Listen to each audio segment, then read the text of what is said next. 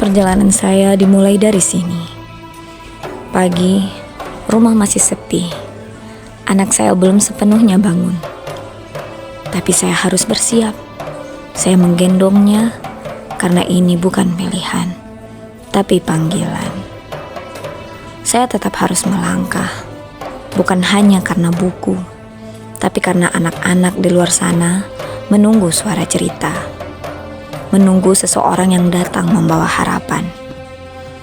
Dan ketika saya mengikat tas kecil berisi buku dan bekal, saya tahu saya bukan hanya menyiapkan bekal untuk jalan pulang, tapi mungkin saya sedang menyiapkan bekal untuk berpulang.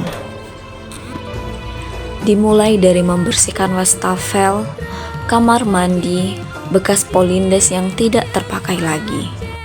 Saya, Bu Keci dan teman-teman mencoba membersihkan ruangan tersebut untuk kami jadikan tempat menyimpan buku. Karena kami tidak mempunyai ruangan khusus untuk pustaka. Meskipun demikian, semangat kami tidak pernah luntur. Bahkan, kami rela tidak dibayar untuk menghidupkan pustaka demi masa depan anak-anak kami. Siapa sangka, ruang bekas kamar mandi ini akan menjadi tempat ratusan cerita dibacakan. Bukan dengan rak mewah, tapi dengan cinta, kesabaran, dan doa. Tentang menyulap ruang dapur jadi pustaka, membaca nyaring, hingga advokasi ke desa dan kampus. Sekarang, kami punya gedung baru, tapi rak kami masih rak bekas hibah kampus. Koleksi buku juga masih terbatas. Saya bukan pustakawan, saya hanya ibu biasa. Tapi saya percaya, dari ruang sekecil apapun, cahaya bisa tumbuh.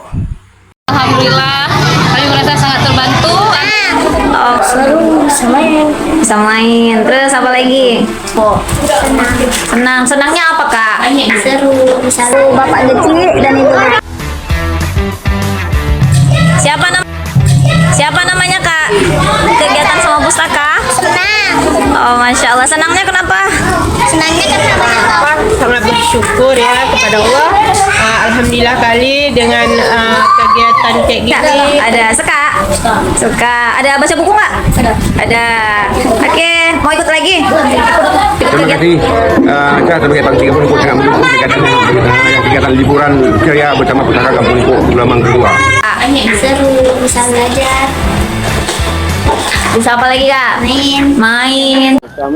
Waalaikumsalam warahmatullahi wabarakatuh. Terima kasih Pak Ajal di blower. Silakan Umi ditanggapi. Iya, Masya Allah ya, luar biasa ya idenya. Ide Pak Jal dan berarti beliau sudah mensuarakan ya, Kak ya, udah mungkin dari dulu mendukung ini dan ya, mendukung sekali ya kan. Itu sekarang alhamdulillah ini kita juga di komunitas-komunitas kecil itu kawan-kawan yang sekarang memang merasa tergelitik ya tentang minimnya literasi ini. Ini ada beberapa kawan-kawan itu bergerak di kampungnya masing-masing sudah mulai membuat rumah baca kecil-kecilan, Kak. Itu ada seperti ada salah satu kawan itu di daerah Limpo, Mak ya, daerah Desa Limpo. Alhamdulillah dengan semangat beliau, awalnya beliau cuma datengin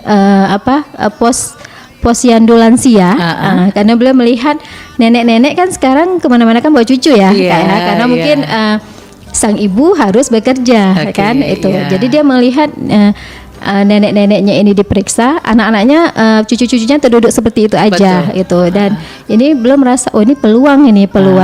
Akhirnya pertama beliau bawa dulu satu buku, dua buku.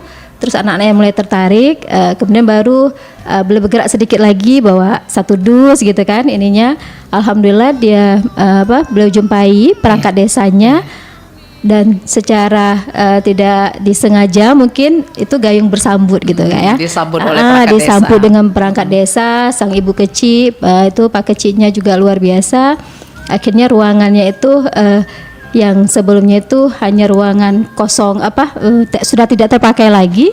Akhirnya sekarang disulap menjadi pustaka buat tempat membaca, anak-anak di kampung tersebut. Iya. Dan sudah hampir 2 tahun ini setiap liburan itu tidak hanya mereka datang membaca buku, tapi mereka juga sudah diisi dengan kegiatan-kegiatan liburan yang positif gitu. Iya. Jadi sekarang itu Serikandi ini sebenarnya sudah mulai muncul Kak ya, sedikit demi sedikit. Cuma saja hanya saja karena jumlahnya masih sangat sedikit ya kan. Iya. Jadi gerakannya kan masih sangat pelan gitu ya, sangat gitu kecil ya. gitu ya.